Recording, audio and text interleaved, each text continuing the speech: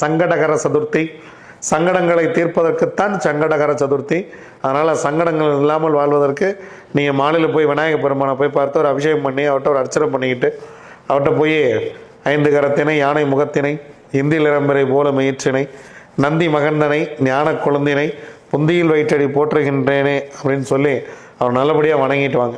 ஏன்னா விநாயகர் ஔவையார் மிகப்பெரிய ஞான குழந்தை. அது அவங்க விநாயகர் அகவல் பாடினாங்க. விநாயகருக்கு இந்த அளவுக்கு பெருமைகள்லாம் இருக்குது அப்படின்னு நமக்கு சொன்னது ஔவையார் தான்.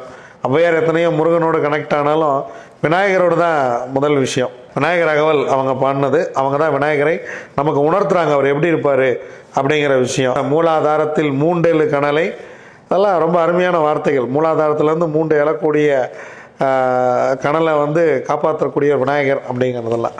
சங்கடகர சதுர்த்தியை மறந்துடாமல் போய் நல்லபடியாக வணங்கிட்டு வாங்க.